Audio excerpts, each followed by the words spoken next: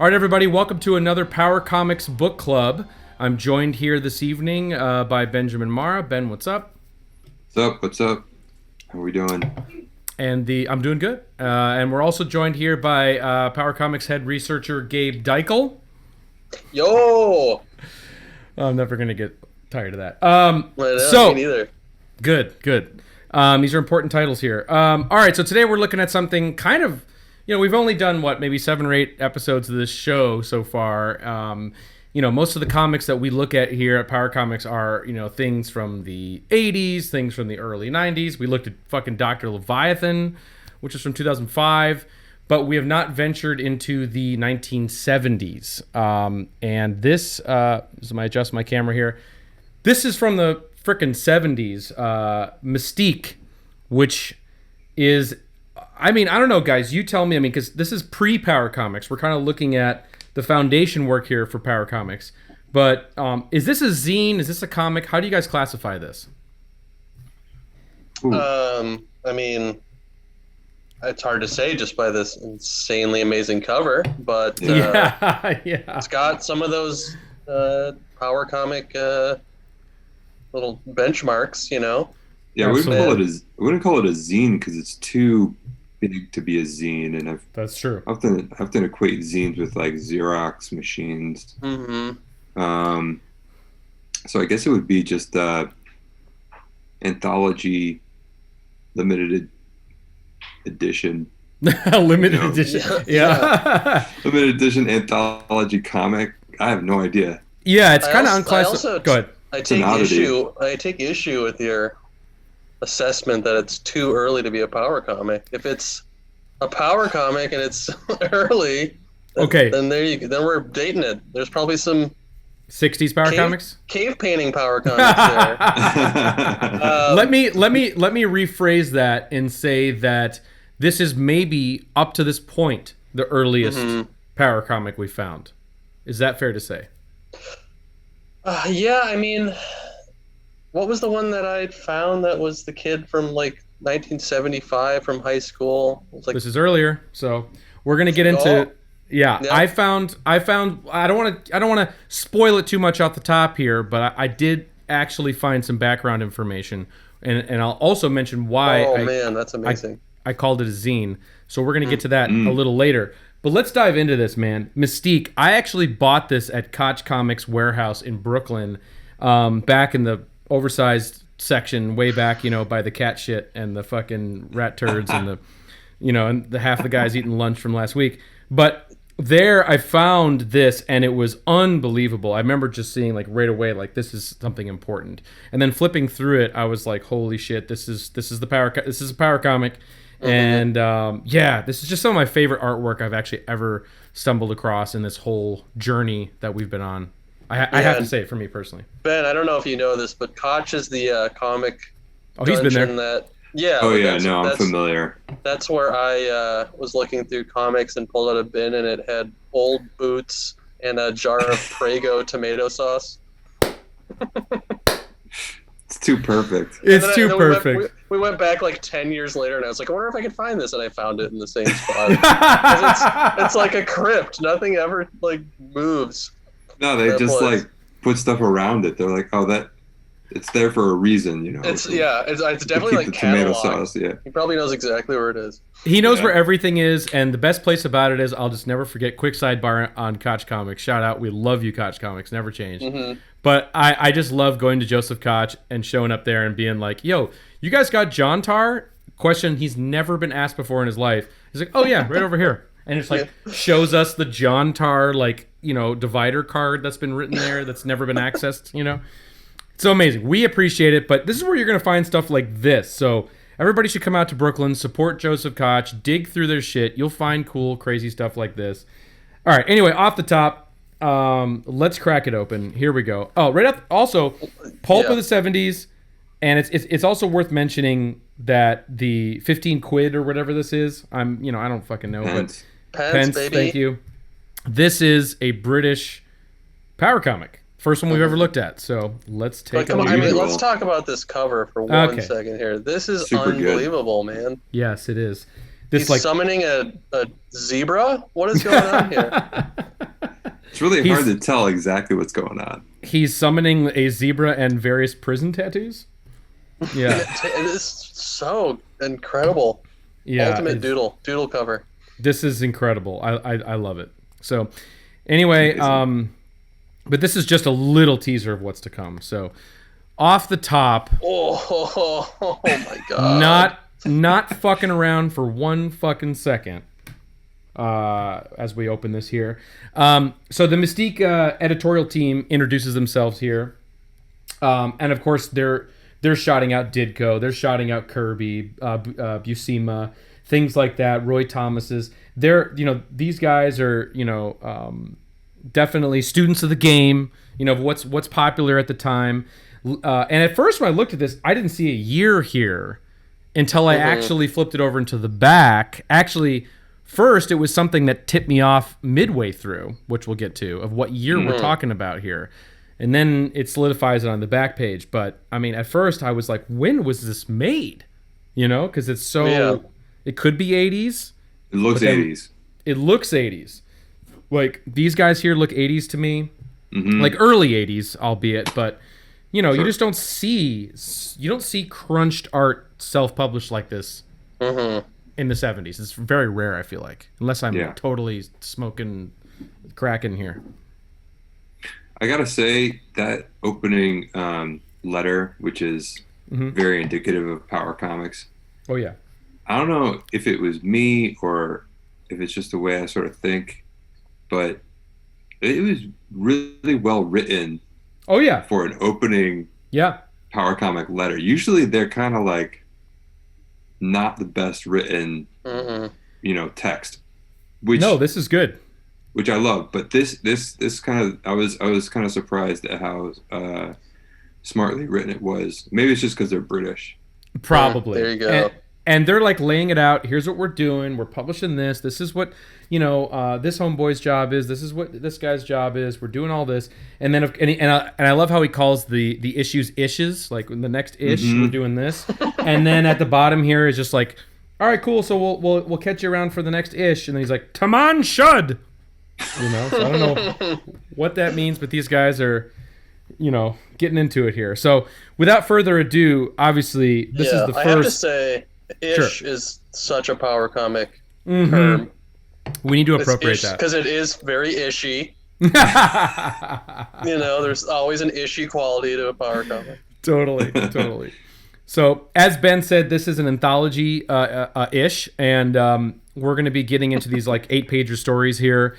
The first of the bunch here is Kraken, which when I first looked at this, I was like, thinking about the Thing and stuff like that. But then as you learn, exactly, these are supposed to be snake scales. Yeah. So it's like an anthropomorphic snake panther man.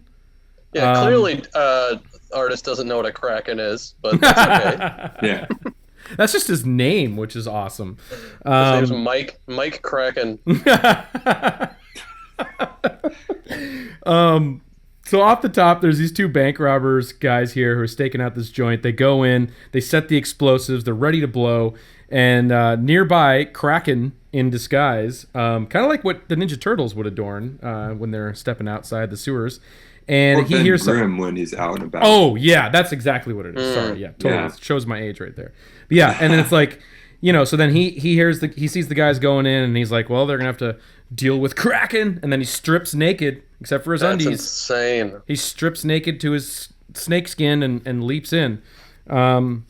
So here we go, and then right away, unbelievable. Yes. Just transported to all the right faces, like the faces that have the skin funnels. Anytime you see a skin funnel, is what we call them here. Those are. What is going on in the top panel with those the stuff to the left and right of these guys? Well, so what's happening smoke. here is Smoke. Yeah, because they just exploded the safe that they're robbing. Here comes Kraken. So weird. Yeah, the windows are shattered, and right off the top, the British euphemism sayings are being used, like where he's like, "What's going on here?" He's like, "Search me," but I ain't staying to find out.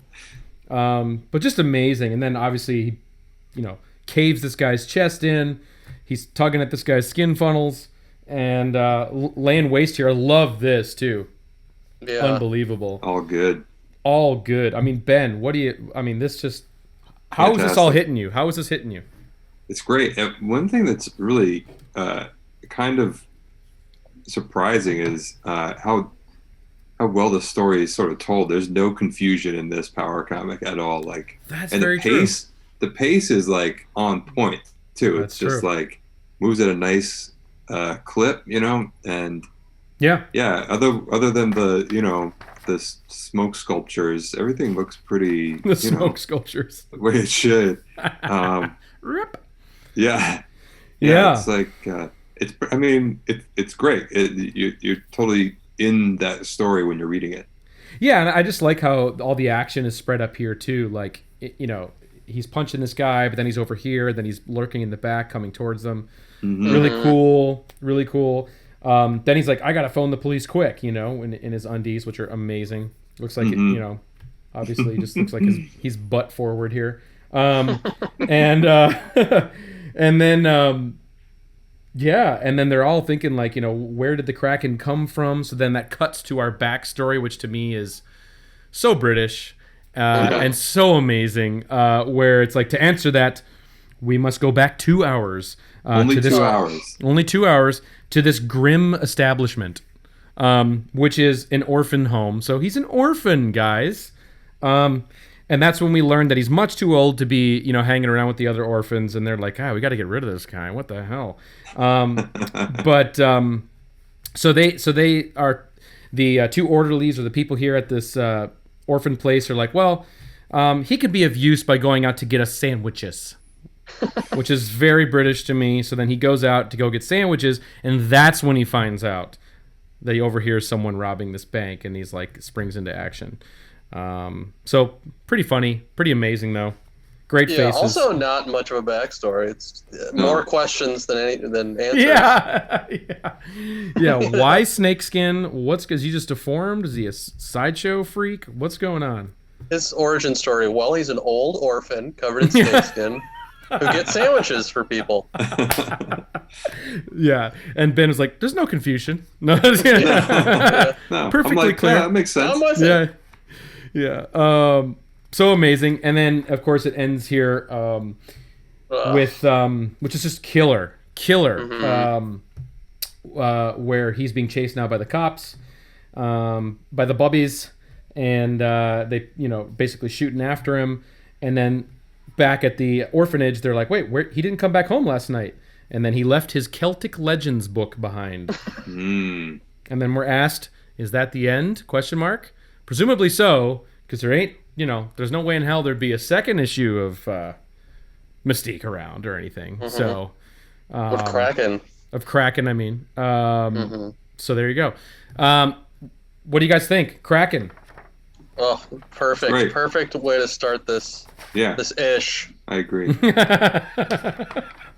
Then the first clues of when Mistique was published start to emerge here in the column by Mike Chinn. And I wanted to just pause for a minute because Mike Chinn is a guy who would go on to actually be quite prolific in the British fantasy sci-fi world. He wrote stories that appeared in Star Blazer. I don't know what that is, but I guess there's a lot of issues of Star Blazer. He's been nominated for British Fantasy Awards. So this guy went on to do stuff. Wow. So this is like, this is the beginning for Mike Chinn here. And so this is just him talking about science fiction movies. And, I kind of paused at like when he starts talking about 2001 Space Odyssey as something that just like didn't seem like it had come out that long ago to when this was being written. And I'm like, whoa. And then he says here, about to be released at the time of writing, so the time he's writing this, is Silent Running. That's the Bruce Dern movie from like, what, 72? Wow. So you're like, holy shit, this is from 1972, 1973? Damn, that's early and amazing. So that just gives you a little hint at when this was actually made. So right. This is almost a 50-year-old power comic, guys. Wow. Unreal. So then, now we're about to get to the real deal shit. So Yeah. God Oh damn. my lord. It's just the best. It's just the best. Doesn't It's get the better. best. No, it really doesn't. It really doesn't. Top contender for my favorite panel of all time, actually. This is so special. So here's Ray Dudley. I should also mention Mike Chinn wrote and I almost said wrote and directed. Wrote and illustrated Kraken. Oh, and he did. He did. Yes, I forgot to mention that. Ray Dudley steps in now for Dark Sorcery. And just off the top, guys, I mean, this little hornball here, I don't know. That font, too. Love these power fonts. Oh, it's amazing. One of the best power fonts, for sure. I just love go on. I just love the spacing of everything, and and just all this sort of like white space. Yes. It's just white face. Yeah. And it's a power comic when there's no delineation between face and hair. I wouldn't want it any other way. No doubt. Yeah, no totally. Doubt. I just love that sculpture. It's such a weird drawing. I love that. Yeah, the smoke is the thing that's like speaking. It's there's really no thought to like composition really. Like no. It's just like, oh, I should also draw like a snake award in the corner and a dagger, and I'll hang a skull on the wall. And, I think my favorite aesthetic in the world is dime store Satanism or dime store. Yes. Like really, that's my favorite aesthetic in the world. Is it's total, like neutered Satanism. Oh, it's just the best. Like mundane Satanism, and just really low budget Satanism is my favorite aesthetic in the world. And this is some of the best I've ever seen. So we're looking at the dancing. This is how I read this. The dancing genie. I think you're right. And this is not plot forward here. This is a tone poem we're looking at here from Ray Dudley, which is cool. I'm cool with that. It's basically just this guy casting the spell, and it's just wicked imagery that so cool. He's conjuring throughout these pages here. Not much else to say about it. I can't really. Some of it's hard to decipher, but it's what is going on in this? I guess panel 4 there. Just kind here. Of, yeah. I pictured him like he's like grabbing some sort of like energy or something it's like that. Like conjuring something? Yeah, by Vatna's jewel, right. eyes, I command that you obey the Dujani word of my power. It's just nonsense, but it's great. It's beautiful, I love that top middle, the second panel of like the wizard tower, and then that like weird city. What is that? It's amazing. I think it's a tower. Right, dude. No, the top middle. This one. Yeah. Yeah, incredible. I don't know. The Silver Tower of Hamor, the sorcerer, could. Yeah. I can't. Cowled adept of the city. It kind of loses me. Cowled of the adept of the city, Vana Potian, and owner of the genie grimoire. Like it's just. I mean, I don't know, Ray. You talk about like the things that are your favorite aesthetic. Like that panel pretty much sums up like the ultimate genre like encapsulation that I love. It's like weird wizards and towers, and like it is so simply drawn. It just like captures it all so effortlessly. It's pretty amazing. Tower doodles. Tower doodles. Tower doodles. Oh my god, I love it so much. Moving on, it just keeps getting better. Somehow better. Like, I mean, it's just like, wow. And then we get to see more of his laboratory. I love this hand with this eyeball thing in the middle. Yeah. Just incredible. Dude's face is great. It's great. I mean, I really think that he must be drawing from, like, Ditko's Doctor Strange. But it's got like a weirder, darker, obviously more satanic and sinister quality to it. You're right. It's more like Ditko doing like Clark Ashton Smith or something like that. It's like Ditko with his eyes closed.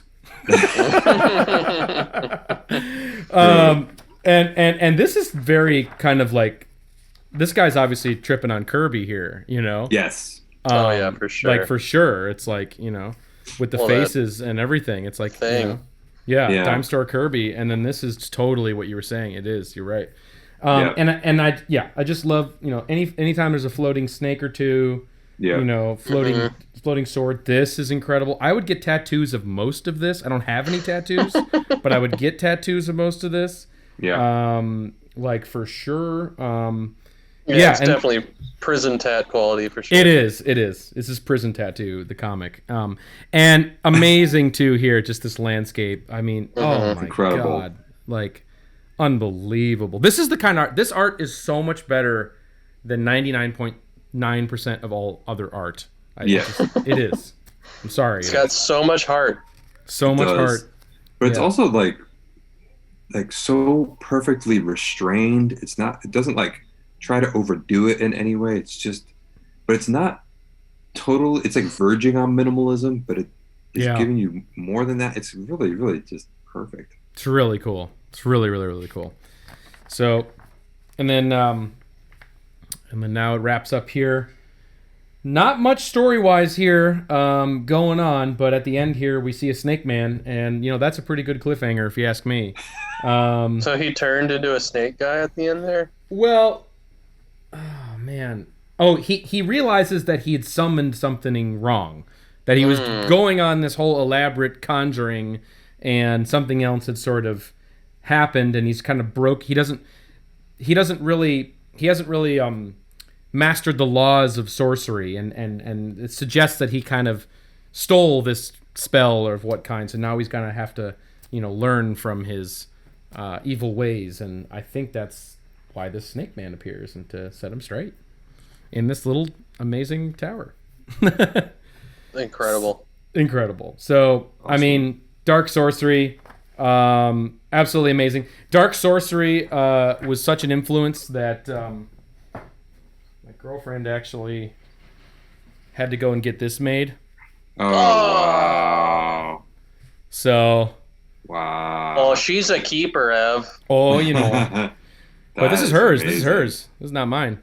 Fucking- And yeah, and it's. I mean, Me come on. wanty. Come on, I So- get it. Yeah, let's If everyone's into it, man, we should definitely, get these going. Yeah, Oh, for sure. Yeah. I gotta say though, I would want that whole page on You there, want everything. All right, selfishly. Okay. We'll get you the whole. I do page. love just the wizard there, and the dark sorcery. Hey, if you guys all this- want to get like matching dark sorcery tattoos, I'm down Let's at do some it. point. when Oh, this thing I is over. will, dude. Yeah, man. All right. Start a cult. We'll start a fucking cult. All right, moving on. Ray Dudley now gets his own column, which is very interesting because it's a very long essay about Tales of Asgard, which, correct me if I'm wrong, Ben, that's kind of what Kirby was putting into the Thor comics to kind of give backstory to the lore of what this character is based on and the world is based on. Isn't that fair to say? Sure. Yeah. I didn't read this. You didn't read this? I didn't read this essay, but it. Yeah, I mean, they definitely delved into like a lot of Norse mythology for Thor, but all these images appear to be from New Gods. So that's right. This I think is from Tales of Asgard, but yeah, this stuff you're right. Because dark side and everything here. Yeah, that art is so unbelievable. Yeah, well, this is Kirby, but the thing I is, I know, but it's such it's so insane to contrast it to. It's true. These ultimate fanboys, and then just That's true. And then you have the master. Yeah, it's just so good. And that's where I think this is kind of teetering the line between fanzine and power comic, because it is like we're going on diatribes now about Kirby unpacking Kirby's work. Exactly. Yeah. Yes. So it does have that it does have that quality to it. I think that is. Yeah. I mean, isn't that like a huge part of a fanzine is that it's really about the other art. And you're writing articles and you're writing articles. You're paying tribute to the artists that you like, and that's on display here. Okay, and this one's great. Yeah, it's my favorite story. This is the best story of the bunch. And this is Mike and Ray working together, baby. So they both got to flex their, muscles on, individually on the first two stories, on the first in this ish, and now we're about to get to Monolith of the Langle. So this is amazing because we're in some future city here where they've elected this fellow to build their statue that they're going to have for this festival. I think it's a technology festival of some kind or something. And they've hired this artist here, who we'll see much more in a minute, design and build some monolithic statue for them all to appreciate. And that's the drama of this story. Look, I don't want to punch down, but that is the laziest sci-fi cityscape I've ever seen. I mean, they're not trying. It kind of looks like when you play Doom, and like you beat one of the levels and then it shows you like the other level, like in the top-down map. You know what I'm talking about? Yeah, this is like partially loaded brain. Totally. But hey, I love it. It's the best. For the Festival of Antiquity, that's what they're building these statues for. So anyway, moving on. Glenn Danzig makes an appearance with skin funnels. So it's amazing here. So the man who is to build this statue arrives right at the right time as they're debating this issue. And he starts to pitch it. He's pitching it to everybody who's there at the festival, and he's like, it's going to be, I envision this dynamic figure soaring, dynamic progress, a huge beast, black and massive. And this is kind of what he's pitching, like it's going to be like. And you're like, all right, cool, man, whatever. What do you guys think?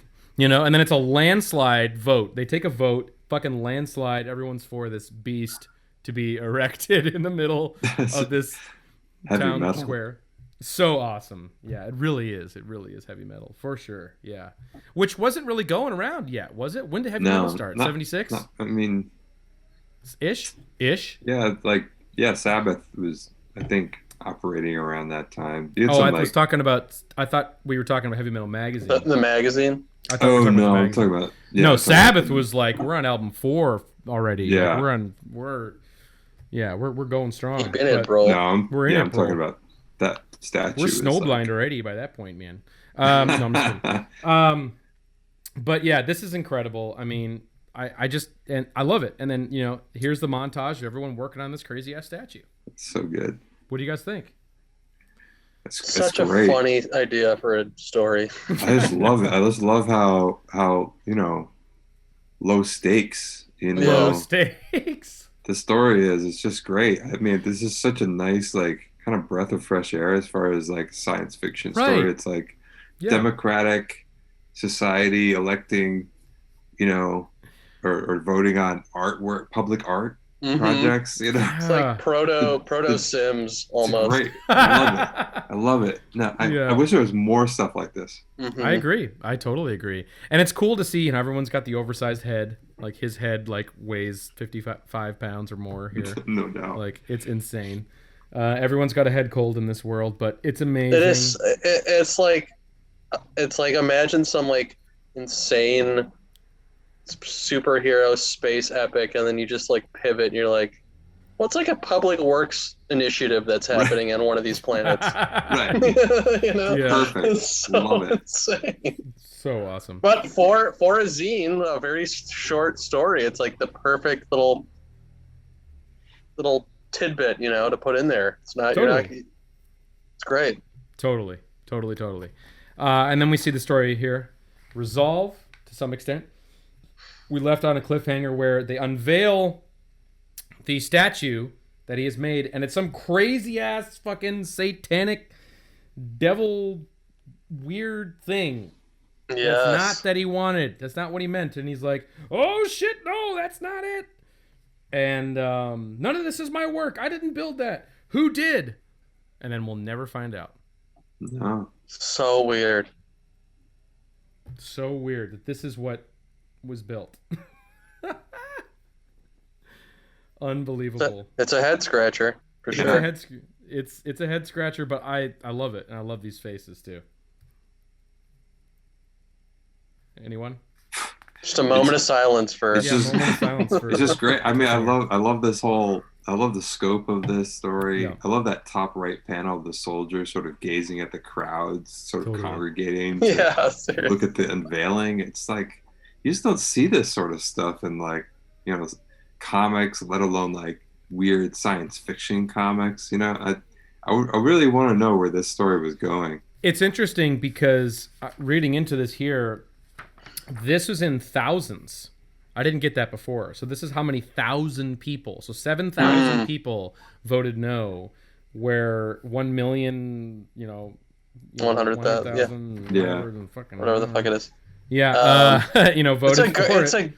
It seemed like a good short sci-fi story idea. Like I can imagine reading it and being like totally into it. It's a funny thing to try to visualize, Yeah. But what I was going to say is that it says here that apparently the leader of the 7,000 who voted against the monument are going to show to protest it. So it's total stop the steal happening here. Leading into the reveal of this swerve. Nope, it's some crazy ass weird shit. Amazing. I love it. It's so weird. Anyway, moving on. We have a little prose here from Jim Whitemore.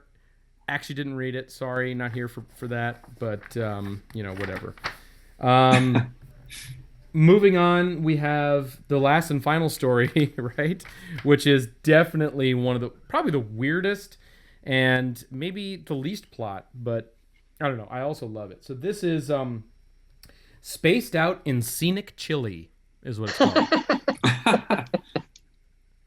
And basically it's a story here now. The art obviously continuing to be amazing, never letting up in this ish. And the guy, here who's driving the spaceship, shit just keeps going wrong for this guy. And he's like, he's falling down. He's getting dizzy spells. Like there's weird, shit's erupting around him. He's tripping the fuck out. But yeah, what did you guys make of the first spread here on Spaced Out in Scenic Chile? It's really appreciate the effort. It's a crazy layout for this comic. Yeah. 2-page spread. They went for it, man. And some really bizarre stuff is going on here. Yeah, the shape of that spaceship, which is crossing both pages, that's the spaceship, right? It's like super. Yeah. It's kind of hard to decipher, even when you're like looking at it directly. Which direction is it going? Is it coming at me? Is it going to the right? Yeah, no shit. It's pretty bonkers. Well, here's like what it looks like, a rocket. Yeah. And it's interesting that the description of what's happening is quoting a press release. It's wow. It's like, here's an extract from a press release. Like, that's so weird. Yeah, that's some hard sci-fi shit right there. It is. Moving on here, we get more awesomeness as, I think back to, what was that Ren and Stimpy episode, where they're in space losing their minds? Yes. He's taking a bath and floating in the water. Madness. Space Madness. This is Space Madness, which is going on here, which I love. I love Space Madness. And this guy's just going crazy. I love this drawing of here, just totally sprawled out on the floor. I can't fucking take it anymore. With his little orb desk. And what is this, like a little grill that he has in the foreground? And there's like a mid-century modern record player next to him too. Totally. And then there's like this floating discs and head and this lava lamp and like what's going on. And yeah, it just talks about the discombobulation, the feeling of loneliness, that there's some alien evil surrounding him somewhere. It's this abstract sort of thing. And I love how it's represented here, guys. Yeah. This is legitimately really amazing. I'm just like, yeah. Is this also kind of very Ditko-esque to me? Yes. Definitely. Like in his self-published work. For sure. Definitely a lot like this. And then, yeah, you just look at him. I love this here of him standing. Amazing. Incredible. I mean, that ship, though, we got to talk about that ship. That is bonkers. So mental. I know, like a piece of a vacuum cleaner. Mm-hmm. Yeah. Unbelievable. Just so weird.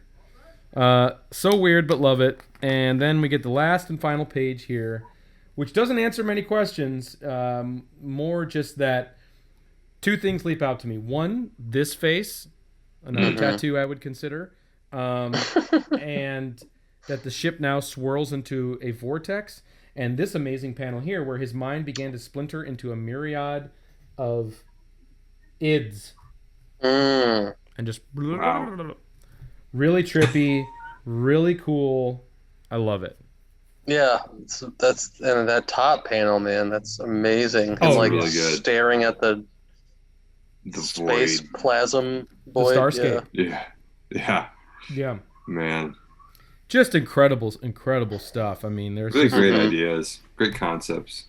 totally. And then, of course, you can buy some comics from them if you want to buy Flash number 146. You can order. I do. I do love that. too. I know. Perfect. What? So amazing. And then, of course, wrapping it up, we get this amazing. Oh. Yes. I think I got some of that Prego sauce from Todd spilled there. And obviously mine is pretty tattered at the top, but this is amazing. And Yes. That's a shirt right there for sure. it That really is. is. It really is. Yeah. Gotta have that hand in there and the signature Yes. that's like Yeah. right in the middle of nowhere. I know. So what is weird. it holding? Like a wet noodle? Like it's amazing. And that's It's a when I summoning noticed. stone, bro. There you go. That's when I noticed super here. If you look right here, it says M Chinn 73. Wow. 1973. Thank you, There it Mr. is. Mike Chinn. Before we wrap it up, boys, I do have a surprise. As I mentioned, I would. Let me prep it here. But I did some Googling because I wanted to find out more about this. I wanted to try and order you guys some copies, find some more copies, find out what the backstory is. And I found Mike Chinn on Facebook and Oh, hell yeah. asked Mike Chinn what was going on here. And I think he was saying that they were very young. I mean, must have been 18 or something when they made this. They didn't hardly sell any. They lost their shirts on it. Same old story, obviously. But Damn. they did do an issue number 2. Oh, Oh no. get out. And he took some quick snaps for me because he has one copy of issue number 2 that he's holding on to. So maybe soon I'll get a full scan of it. But I just wanted to tease you guys just with some Whoa. follow-up to Whoa. What? The Monolith This is of the Langle. sequel? This is Yes. the issue sequel is the sculpture? Wow. Yes. I gotta know who built that So mystery Yes. sculpture. yeah, now he's digging through his plans. Like, wait, this is not what I wanted. You know. Yeah. Which is Incredible. amazing. So here we got a little look into that, and then here's some other pages. This is another story, Golden Sword. Golden Sword, which is I gotta Right. read Golden Sword. Wow. yeah, Dude, great hand. That is Great awesome. sword hand. That is Really- a super weird image. really cool. And he referred to this as a zine. That's why I asked. Mm-hmm. He was Okay. like, Oh, we yeah. published this zine, so that's what he called it. Again, I mean, it is very much a zine. Look Yeah. at this face here. Look at this. Yeah. Amazing. Wow. Yeah.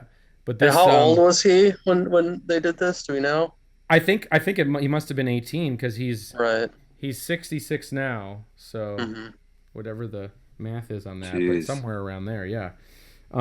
Amazing, right? Like incredible. And then here's some more. I don't know what story Wow. this is from, but you can see, get a little taste, a little sample of what Mistique 2 is to look like. Incredible. Ooh. Oh Wow. my god. Yeah, really cool. Oh man, these pages are What? so good. Oh, What great. Here's some more. gladiators? Look at that font, dude. Oop, Give me that font. so Wow. cool. Yeah. So, Wow. here's man. one more. Oh. Yeah. Amazing. Incredible. Just really, really cool. I don't know what this is, but coming in Mystique 3, here's an ad for the third one, which was never to be. Part 3 of the Monolith serial. Part 3 of the Spaced Out serial. So, yeah. Is that something of Tharkor? Balbor of Tharkor. That is some power comic shit. So there you have it. Created by Michael Moorcock? No, it's based on. Oh, of course, yeah. Based on, of course, no. They're not working with Michael Moorcock. But anyway, what do you guys think? Oh my god, man. Incredible. Need it. Yeah. Incredible artifact. Total rare artifact. I've never come across another one. It's barely listed on the internet. You have to like really search to find anything. You won't find a picture of it unless it's from our site. Super rare. If anyone out there has got a lead on more copies, has issue number 2, if we can't get scans from Mike Chinn, hook us up. And if you have anything like this that you've been holding on to that you've never seen, any of these the rare zine world is kind of a whole nother world that we have barely even scratched the surface of. So definitely, there's a lot of those too. There's tons of them. It's its own entity. I mean, I think a lot of the ones that I've seen, in doing my research, as it were, your head research, is like they're very derivative, necessarily, because they're fanatics, so they're really going after certain artists, a certain aesthetic, comic style, but also they're usually based in a certain comic character or just series, the ones that I've seen, and this one's great. It's like kind of bordering on one of those like early horror fantasy anthologies and just, it's really awesome. Really freaking cool artifact is the best way to put it. So Ben, any last thoughts, or should we get out of here? Just incredible. I mean, you don't get to see stuff like this size from the 70s, very often at all. And in case in point is this is pretty much the only one that you guys or any of us have ever found. So so wild. Pretty amazing. Yeah, and Mike Chinn was super cool to he wanted us to share this issue. So if you're watching this, head over to patreon.com/powercomics. We're going to upload our full scan of this so you can read it and look at the artwork and mull it over yourself. Mike was super cool and wanted you all to check it out. So go to patreon.com/powercomics and check it out. Get inspired, man. Get inspired. Amazing. Yeah. Start writing and drawing some of your own low stakes sci-fi shorts. Exactly. Yeah. They're great. These are other than Kraken, which is a little too bland for my taste. These are some great story ideas. It's like totally some real legit good some real IP sci-fi here. Fantasy. Yeah, genuinely. Absolutely. So, all right, that'll do it for us this week on the Power Comics Book Club, where we looked at this fucking amazing masterpiece that is Mistique. What a treat. What a treat. Thanks for joining me, guys. And if there's any news on issue number 2, if we can get it up there or we can unpack that, we will. All right, guys. See you next time. Thank you. Bye.